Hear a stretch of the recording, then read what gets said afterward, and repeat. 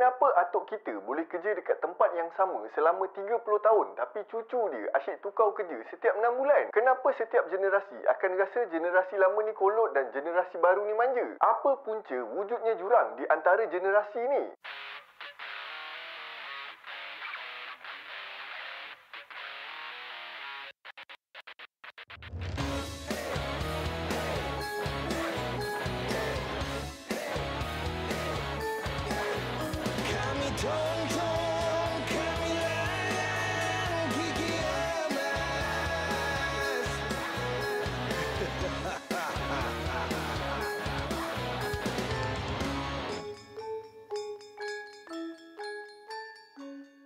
Assalamualaikum dan salam Melaka bersejarah. Alhamdulillah kita dipanjangkan umur untuk berjumpa lagi dalam video hari ni. Itu hari kan, aku ada lepak dengan salah seorang businessman yang power dekat Melaka ni untuk bincangkan pasal rancangan masa depan bisnes. Sebab kita orang dah nampak, lagi 5-10 tahun akan datang, Gen Z akan mendominasi pasaran Malaysia. Yang millennials ni mungkin dah tak berapa nak relevan dah pada masa tu. Yang Gen X atau baby boomers pula, mungkin ramai yang dah pindah pergi ke alam yang seterusnya. Jadi, demi nak bagi bisnes boleh sustain di masa yang akan datang, kenalah plan strategi daripada sekarang. Masa perbincangan tu, diorang tanyalah aku detail pasal Gen Z semua ni. Aku memang selalu baca pasal generation group ni, tapi tak adalah detail now. Cuma dalam perbincangan tu, bila aku dengar sudut pandang diorang berkenaan Gen Z, terus spark satu persoalan dalam kepala otak aku. Jadi diorang cadangkan aku buat satu video untuk explain pasal generation group dan apa jawapan yang aku dapat untuk persoalan aku tadi tu. Apa-apa pun, sebelum kita bincangkan persoalan tu, kita kenal dulu setiap kumpulan generasi yang ada sekarang ni. Pertama sekali kita kenal dengan Silent Generation yang lahir pada tahun 1928 sampai tahun 1945. Diorang ni dilahirkan dalam zaman era yang penuh cabaran di mana dunia mengalami Great Depression dan Perang Dunia Kedua. Jadi diorang ni dibesarkan dalam suasana yang penuh krisis dan ketidakstabilan politik. Diorang digelar sebagai Silent Generation sebab generasi ni membesar dalam suasana yang menekankan disiplin dan kestabilan yang menyebabkan diorang lebih prefer untuk senyap dalam menyuarakan pandangan politik atau sosial. Disebabkan budaya disiplin yang kuat, secara tak langsung diorang diajar dengan sifat untuk sentiasa patuh pada peraturan. Nilai kekeluargaan dengan adab resam pun dijaga dengan sepenuh hati. Selain tu, diorang lebih fokus pada kesejahteraan kolektif berbanding individualism. Mindset diorang pula dah dipasakkan dengan prinsip kena kerja keras dan kena berjimat cemat demi nak meneruskan kehidupan. Disebabkan mindset ni membentuk pula kesetiaan yang takkan berbelah bagi. Contohnya, kalau dia dah kerja dekat satu tempat tu, selagi tak mati dekat situ dia kerja, takkan tukar tempat. Diorang pun tak kisah now kalau diorang cuma jadi orang belakang tabir untuk sesuatu kejayaan tu. Sebab bagi diorang, pengiktirafan ni tak penting pun untuk teruskan kehidupan. Impak dari budaya disiplin dan patuh pada peraturan ni, diorang ni jadi orang yang sangat menghormati dan patuh pada autoriti yang lebih tinggi dari diorang. Daya tahan diorang pun kuat gila untuk hadap segala cabaran hidup. Kau ragging dia macam mana sekalipun, esok dia akan datang balik kerja macam biasa. Walaupun dulu diorang ni pasif, sekarang bila dah jadi veteran, ramai yang dah jadi tokoh masyarakat dan penasihat. Sebab pengalaman hidup diorang sangat bernilai. Yang kedua, baby boomers yang merujuk kepada orang yang lahir dari tahun 1946 sampai 1964. Kenapa baby boomers? Sebab lepas zaman perang, negara kembali aman dan ekonomi pun makin stabil. Maka ramailah yang kahwin dan menjadikan kadar kelahiran naik mendadak pada zaman ni. So boom, baby boomers. Diorang ni hidup di zaman dunia tengah berlumba-lumba nak membangun. Jadi mindset diorang dah dipasakkan dengan prinsip kalau kau kerja kuat, cerahlah masa depan kau. Diorang juga sangat setia, sangat berdisiplin, sangat berdedikasi dengan kerjaya diorang. Ideologi diorang, kalau kau stay lama dan kau kerja keras, kau akan ada potensi untuk naik pangkat. Punyalah sayang pada kerjaya sampai level kalau hilang kerja kira macam hilang maruah tau. Kesinambungan daripada mindset ni pula, zaman diorang, kejayaan ni diukur pada berapa besar rumah kau, berapa mahal kereta kau, berapa besar gaji kau. Sebab tu, sekarang ni, kebanyakan baby boomers walaupun tak kaya, tapi diorang habiskan zaman tua diorang dalam keadaan yang stabil. Dan kalau perasan sekarang, ramai generasi baby boomers ni jadi pemimpin politik atau pemimpin korporat. Generasi zaman diorang ni yang aktif memperjuangkan hak asasi dan gerakan sosial. Selain tu, diorang ni juga lebih vokal dalam menyuarakan pendapat masa zaman muda diorang. Cuma kaedah tu berbeza lah. Macam diorang dulu nak suarakan pendapat ni kena buat protes atau buat artikel dekat surat khabar. Yang ketiga, Generation X untuk generasi yang lahir dari tahun 1965 sampai 1980. Diorang ni digelar sebagai generasi peralihan sebab diorang hidup di antara zaman boomers dengan millennials. millennials. Zaman diorang ni pula, zaman di mana trend mak ayah dua-dua kerja dah makin meningkat. Selain tu, kadar penceraian pun makin meningkat, terutamanya dekat negara-negara barat. Jadi diorang ni selalu kena tinggal seorang-seorang dekat rumah. Kesannya diorang ni dari kecil dah dilatih berdikari dan buat keputusan sendiri secara tak langsung. Pada zaman diorang ni juga, teknologi mula berkembang. Daripada kaset jadi CD, dulu hantar surat, sekarang guna email. Dulu guna mesin type, sekarang guna komputer. Generasi ni masih lagi mementingkan kerjaya, tapi diorang dah start bawa ideologi work-life balance, di mana diorang meletakkan keutamaan pada family tu lebih. Kalau nak dibandingkan dengan generasi sebelum ni, mungkin sebab diorang dah tak nak pengalaman diorang membesar jadi pada family diorang sendiri. Diorang ni juga selalu bersikap skeptikal dengan status quo dan sistem yang ada pada sesebuah institusi. Sebab diorang dah nampak banyak kegagalan institusi macam skandal politik, rasuah, kronisme. Cara diorang berfikir pun banyak ikut logik dan keperluan, bukan ikut passion atau trend. Jadi, bila diorang dah masuk alam pekerjaan, diorang lebih percaya pada work smart dan kualiti kerja. Bukan sekadar melanguk dekat office lama-lama tapi tak jadi apa. Yang seterusnya Gen Y atau millennials, zaman aku, di mana generasi ni untuk orang yang lahir pada tahun 1981 sampai 1996. Kita orang ni dianggap sebagai anak digital yang pertama. Zaman kita orang membesar, perkembangan teknologi tu dah makin rancak. Dari zaman Nokia 3310 sampai ke Radio Block Club, lepas tu MySpace dan Facebook pula. Jadi kita orang lebih mudah beradaptasi dengan teknologi baru. Disebabkan tu, majoriti generasi aku menjadikan teknologi ni sebagai sebahagian daripada lifestyle kita orang. Dari sudut kerja pula, kita orang lebih fokus pada makna dalam kerja kita orang tu. Duit tu penting, tapi kita orang tak suka sekadar kerja je, tapi rasa kosong, tak ada kepuasan. Selain tu, generasi aku ni suka mencabar sistem seniority. Sebab kita orang lebih suka hasil yang produktif. Satu lagi ciri-ciri tentang generasi aku, terutama sekali untuk diri aku, ialah paling cepat excited dengan benda baru, tapi cepat rasa bosan kalau benda tu asyik berulang. So aku rasa korang dah faham kot kenapa aku asyik kata aku malas nak buat video macam ni. Sebab dah terlalu lama weh, excitement tu dah tak ada dah. Kalau ikutkan, inilah kali pertama aku buat satu benda yang sama dalam tempoh yang lama. Kalau tengok rekod sebelum ni, paling lama aku bertahan dengan satu benda setahun lebih atau 2 tahun je. Lepas tu aku dah bosan dah. Balik pada topik kerjaya tadi, kalau perasan generasi aku ni banyak memilih kerja dalam bidang teknologi, kreatif dan keusahawanan. Senang cerita, bidang yang fleksibel dan mengikut passion kita orang. Yang penting ada work-life balance. Tapi ciri-ciri yang ni aku langsung tak ada lah. Aku tolak 100%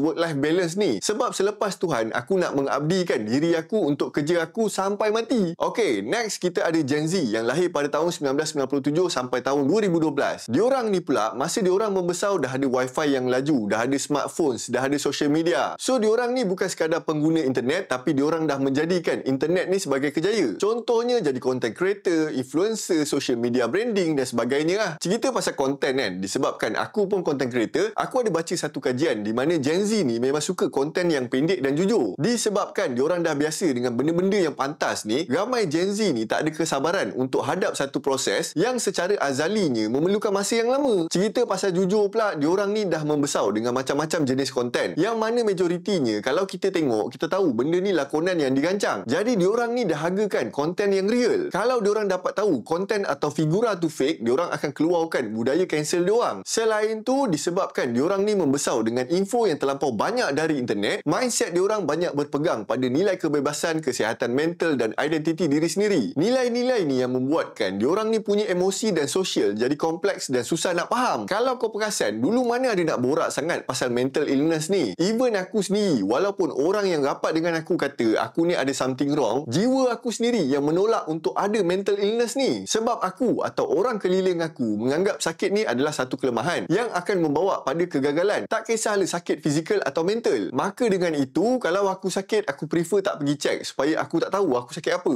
Dah borak pasal generasi sendiri pula Untuk bidang kerjaya pula, Gen Z pun suka kerja yang ikut passion dan memberikan impak pada masyarakat. Cuma cara kerja tu agak berbeza lah, di mana diorang tak suka pergi kerja dengan dress code yang formal atau waktu kerja yang tak fleksibel. Lagi satu, diorang ni lebih suka kerja secara remote, buat kat rumah ke, dekat kafe ke, dalam kereta ke. Konsep diorang tak kisahlah buat kerja dekat mana pun, yang penting kerja jalan. Diorang sampai sanggup kerja yang dapat gaji rendah sikit, janji kerja tu dapat ikut prinsip hidup diorang. Hasil daripada pelbagai maklumat yang diorang absorb masa diorang membesar, diorang juga dah jadi generasi yang pantas nak bersuara tentang segala isu yang ada dekat dunia ni. Cuma yang menjadi masalahnya, kadang-kadang aku rasa diorang tak betul-betul faham pun apa yang diorang suarakan tu. Sebab aku perasan yang Gen Z ni cenderung untuk menyokong nilai kebebasan identiti peribadi dan keadilan sosial. Akhir sekali, Gen Alpha yang lahir dari tahun 2013 sampai sampai tahun ni. Diorang ni adalah anak-anak dari generasi aku, millennials. Dan diorang ni juga jadi generasi pertama yang lahir dan membesar dalam era perkembangan AI, robotik, smart and automation system. Kalau kau perasan, budak sekarang membesar main handphone, main iPad, tengok TV. Diorang nak belajar nombor ke, huruf ke, tulisan jawi ke, semua dah guna apps, YouTube Kids, Durio Plus, mana nak guna fizikal sangat dah. Oleh kerana zaman diorang ni, maklumat semua dah jadi terlalu laju, attention span diorang pula dah jadi pendek. Maka, kalau nak bagi diorang tengok video kau, setiap video tu kena menarik. Kalau starting pun dah rasa boring, memang diorang scroll je mat. Dengan pendedahan teknologi yang terlampau awal, setakat kelas online, tengok robot bercakap, benda biasa je bagi diorang. Dan impak dari kemajuan teknologi di zaman Gen Alpha ni, diorang dah terdedah dengan pelbagai budaya dan gaya hidup secara global. Jadi, diorang akan absorb dan cuba proses lagi banyak info di usia yang sangat muda kalau nak dibandingkan dengan generasi sebelum Gen Alpha ni. Anyway, sebelum korang tanya aku, sebelum silent generation, tak ada kumpulan generasi ke? Ada, macam greatest generation, interbellum generation, lost generation, missionary generation dan banyak lagi. Cuma, kumpulan generasi ni dah tak relevan untuk kita bincangkan dalam topik video kita ni. Sebab generasi diorang ni rasanya dah tak ada dah sekarang. So, siapa yang memandai cipta nama-nama kumpulan generasi ni? Sebenarnya, setiap nama kumpulan tu bukan dicipta oleh seorang individu je, tapi ramai individu sepanjang zaman, terutamanya dari kalangan ahli sosiologi. Teori kumpulan generasi ni start daripada kajian sosial dan sejarah, di mana para sejarawan cuba nak faham macam mana pengalaman hidup pada zaman tertentu boleh membentuk watak dan nilai sekumpulan manusia. Orang yang terawal dalam memperkenalkan idea generational consciousness atau kesedaran generasi ni ialah Karl Mannheim, seorang sosiologis dari Jerman. Dalam penulisan dia yang bertajuk The Problem of Generations pada tahun 1928, Mannheim cakap setiap generasi dipengaruhi oleh peristiwa sosial, politik dan budaya yang berlaku masa diorang tengah membesar, yakni masa diorang remaja. Idea Mannheim ni menekankan bahawa generasi bukan berdasarkan umur je, tapi berdasarkan pengalaman sosial kolektif. Teori ni terus berkembang dan pada akhir abad ke-20, idea Mannheim ni diperluaskan dan dipopularkan secara komersial dan akademik, terutamanya dekat US. Maka muncullah William Strauss dengan Neil Howe, dua orang sejarawan dan penganalisis sosial dari US. Diorang yang memperkenalkan model generasi moden dalam buku diorang yang bertajuk Generations: The History of America's Future 1584 to 2069 yang diterbitkan pada tahun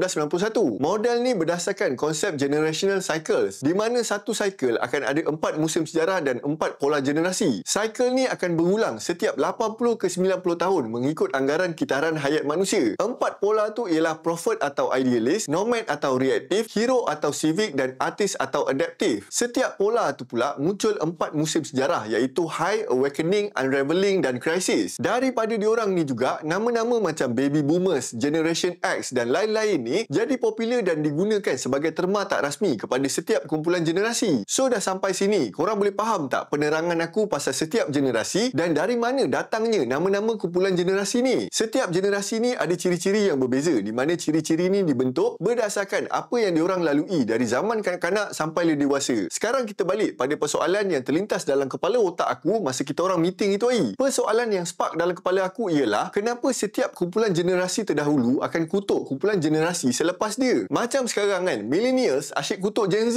je, termasuklah diri aku sendiri. Tapi masa meeting tu, aku terfikir tau, dulu masa kita orang remaja, Gen X dengan Baby Boomers selalu gak kutuk kita orang. Cuma zaman tu tak nampak ketara sebab tak ada media sosial kan. Jadi siapa yang berani kutuk kita orang depan-depan terus? So bila aku teringat benda ni, aku nampak satu sikap yang berulang walaupun berlainan zaman. Benda ni yang menarik perhatian aku, yang buat aku pening satu hari nak faham segala teori yang aku explain tadi tu. Apa yang aku dapat setakat ni, sikap ni berpunca dari generational gap. Generational gap ni bermaksud perbezaan nilai, sikap, gaya hidup dan sudut pandang di antara dua atau lebih generasi, terutamanya di antara generasi lebih tua dan generasi lebih muda. Antara faktor berlakunya generational gap ni disebabkan perubahan teknologi dan gaya hidup. Generasi muda biasanya lagi pantas menerima teknologi baru. Jadi, generasi yang lebih tua yang rasa terganggu dengan perubahan ni, secara automatiknya akan cenderung untuk mengkritik atau mempertikaikan perubahan tu. Selain tu, nilai sosial setiap generasi tu berbeza. Contohnya, millennials lebih fokus pada flexibility, pengalaman dan work-life balance. Tapi Gen X fokus pada kerja keras, kestabilan hidup dan tanggungjawab terhadap keluarga. Perbezaan ni yang mencetuskan persepsi negatif. Macam budak sekarang ni manja le, tak tahan stres le dan banyak lagi lah. Seterusnya, generational gap ni terjadi disebabkan romantisasi zaman silam. Generasi yang lama ni lebih cenderung untuk melihat masa muda diorang sebagai zaman emas. Jadi, apa-apa yang berbeza dari zaman diorang akan dianggap sebagai kemerosotan nilai atau disiplin. Fenomena ni dikenali sebagai nostalgic bias atau declinism. Akhir sekali disebabkan identiti dan kuasa. Generasi yang lebih tua selalu rasa terancam bila nilai atau gaya hidup generasi muda ni dah menguasai masyarakat. Contohnya, budaya kerja hybrid dan perjuangan hak minoriti. Bila benda ni berlaku, diorang dah mula rasa nilai dan gaya hidup generasi baru ni dah bercanggah dengan nilai konservatif generasi lama. Jadi, secara kesimpulannya, generational gap ni yang membentuk kritikan di antara dua generasi yang berbeza. Kalau nak ikutkan, fenomena ni normal dan sentiasa akan berulang. Percayalah cakap aku, satu hari nanti Gen Z pun akan buat perangai ni dekat Gen Alpha dan kumpulan generasi yang lagi baru. Benda ni berlaku disebabkan perbezaan pengalaman hidup, nilai, teknologi dan perubahan sosial. Walaupun kadang-kadang kritikan tu boleh mencetuskan konflik, tapi dari sudut positifnya, perbezaan ni boleh mendorong kepada perbincangan dan pembaharuan dalam masyarakat. Macam apa yang aku buat dengan kawan-kawan bisnes aku tadi ya. Kita duduk dan bincang macam mana kita nak beradaptasi dengan Gen Z.